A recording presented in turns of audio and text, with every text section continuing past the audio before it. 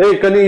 Shirt देखियो ने कनी अगर में बटन एगो दूगो टूटल छै कनी लगा कनी हमरा जल्दी निकलवा के छै। अरे अखन हम किछ दोसर काज कर रहल छी त आपे कोनो टी-शर्ट पहिर न लिया अनेरो के बटन लगा दिया अखन हम नहीं लगाब जाओ। टी-शर्ट की पहिर लिया ई कोन बात भेले बटन लगावे ले कह रहल छी टी-शर्ट पहिर लिया। हमरा एकटा बात बताओ अहाँ अपन बियाहक बायोडाटा में की लिखने रहिए यहाँ के हॉबी है सिलाई कटाई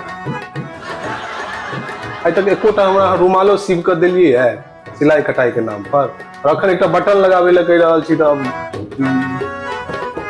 यह सब है देखो अहाँ बात के इमहर उमहर नहीं लग जाओ बुझलिए कि नहीं। अहूँ अपन हॉबी में लिखने रहिए जहाँ के कुकिंग अहाँ के हॉबी है एक पापड़ कहा के तक हमरा सेक कर देव नहीं भेले झूठे के हॉबी के बात करे छे झूठ के जे छे से हम हॉबी में नहीं लिखने रहिए कुकिंग इंटरेस्ट में लिखने रहिए हमरा कुकिंग में रुचि है हमर शौक नहीं है हॉबी और इंटरेस्ट में अंतर होई छै अनेरो के हाँ हमरा जे छै से अथी नहीं करू अहाँ की लिखने रहिए अपन हॉबी में रीडिंग क्या किताब अहाँ पढ़लिए रीडिंग के नाम पर